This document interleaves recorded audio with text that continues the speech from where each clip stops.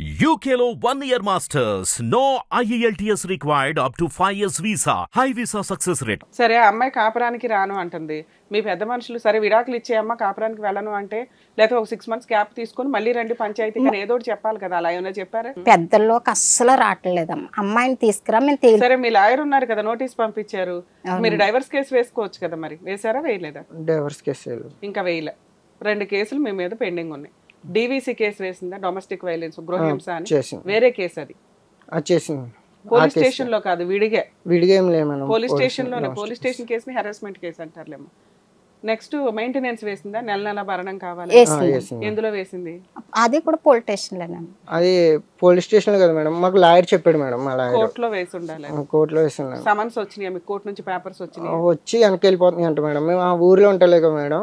ఊరు అడ్రస్ కి పెట్టింది. ఊరు అడ్రస్ పెట్టి సరే పెద్ద మనుషుల పంచాయతీ ఫెయిల్ అయింది. మీకు ఆల్రెడీ అడ్వకేట్ ఉన్నారు అక్కడ, ఊర్లో కేసులు చేయడానికి ఊర్లో అడ్వకేట్ ఉన్నారు.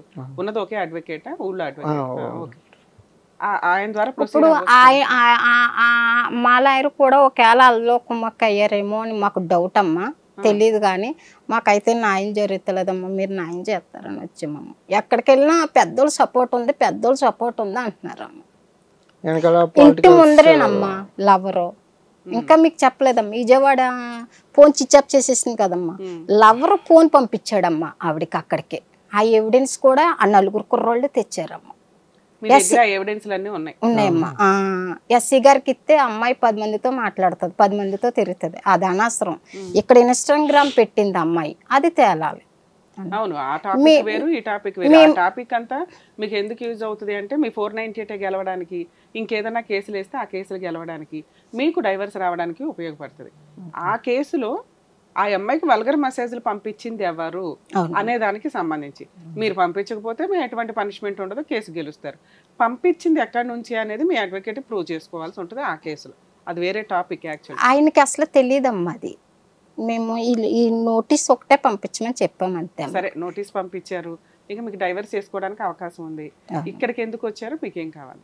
మాకు అదేమ్మా, ఈ ఇన్స్టాగ్రామ్ ఎవరు పెట్టారు, డైవర్స్ కావాలి.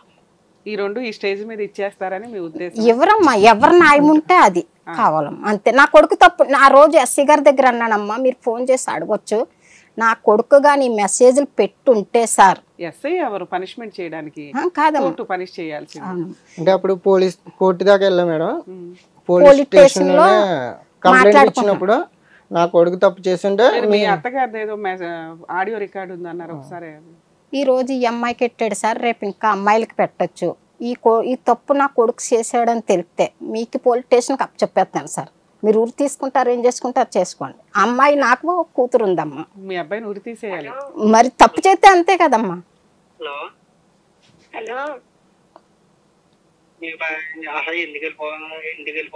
ఇంటికి చెప్పు నా కారణం. నేను మామూలుగానే నేను ఇక్కడ వెళ్ళిపోతాను అంతే, మా ఇంటికి అంతే. కారణం ఏమీ లేదు నాకు. నేను వచ్చి కనీసం ఒక 10-15 రోజులు కూడా ఉండకుండా వెళ్ళిపోతావా? ఏంటి ఏంటి వచ్చి కనీసం 10-15 రోజులు కూడా ఉండకుండా వెళ్ళిపోతావా అంటున్నాను. 15 రోజులు అయింది కదా నేను వచ్చి. 15 రోజులకు ఒకసారి ఊరు వెళ్ళొస్తావా? నేను వెళ్ళిపోతాను, నేను ఉండలేను, నేను వెళ్ళిపోతాను. వెళ్ళిపోతానంటే పని అవదు. అవును, మేము మీ అమ్మ ఎవరినైనా ఫోన్ చేసి చెప్పమను, అప్పుడు పంపిస్తాను. సరే, నీ ఇష్టం వచ్చినట్టు వచ్చి. మరి అలాంటప్పుడు పెళ్లి ఎందుకు చేసుకున్నావు?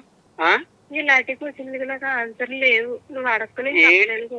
ఏంటి ఆన్సర్ లేవు? పెళ్లి చేసుకున్నప్పుడు ముగ్గురు దగ్గర ఉంటావా, పుట్టింటి దగ్గర ఉంటావా?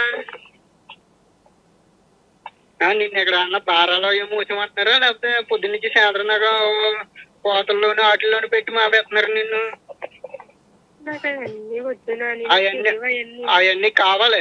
ఎందుకు వద్దు? నీకు ఇష్టం వచ్చినట్టు వెళ్ళిపోయి వచ్చినప్పుడు వస్తున్నాడు. నేను బుక్ చేయను. మీ అమ్మాయిని ఫోన్ చేయమని చెప్పు. అదో నాటకాలు చేస్తున్నావేమో. చెప్పాడు పెళ్లి ఎందుకు చేసుకున్నా చెప్పు ఫస్ట్. హలో, వెళ్ళిపోయినదాన్ని పెళ్లి ఎందుకు చేసుకున్నావు?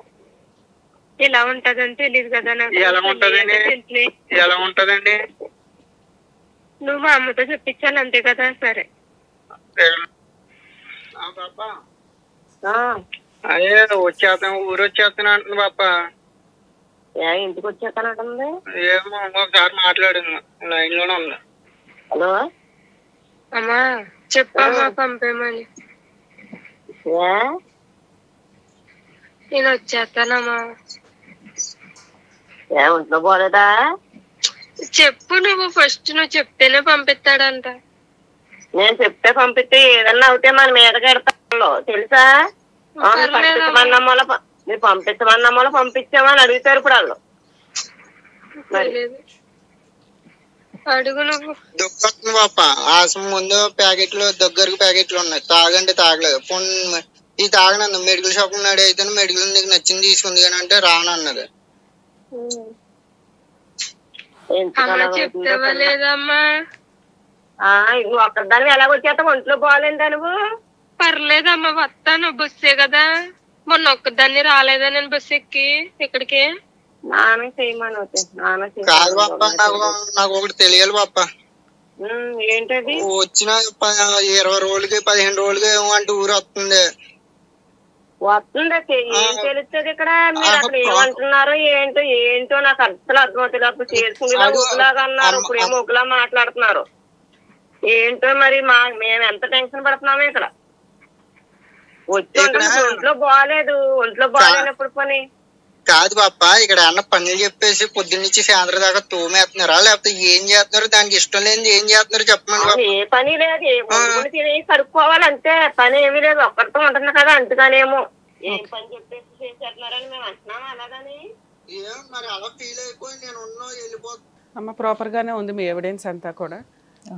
ఇన్స్టాగ్రామ్స్ లో అమ్మాయికి సంబంధించి మెసేజ్లు వచ్చినాయి అన్నారు కదా, అంటే మాకు ఎవిడెన్స్ ఉందండి, పలానా నెంబర్ గట్టిగా మాట్లాడింది ఎక్కువసేపు, అడిగితే కూడా చెప్పట్లేదు, అది పలానా అబ్బాయి నెంబరు, ఇవన్నీ మీ దగ్గర ఉన్నాయి కదా? ఓకే. మీరేమనుకుంటున్నారు? మేము ఎవరితోనన్నా మాట్లాడితే ప్రాబ్లం సాల్వ్ అవుతుంది అనుకుంటున్నారా? అవునమ్మా. ఎవరితో? ఇన్స్టాగ్రామ్ గురించే కావాలమ్మా. ఇన్స్టాగ్రామ్ ఎవరు పంపించారు దాని గురించి కావాలమ్మా. ఇప్పుడు చాలా సార్లు బతిమాలినామమ్మ, కానీ అది ఇవ్వండి. ఫస్ట్ పంపించిన మెసేజ్ నెంబర్ ఏదో ఉంటుందంట కదా, అది అట్టుకుని సైబర్ క్రైమ్ కలిపి ఇస్తారంట కదమ్మా. ఏమో అందరు చెప్పే మాటలమ్మా.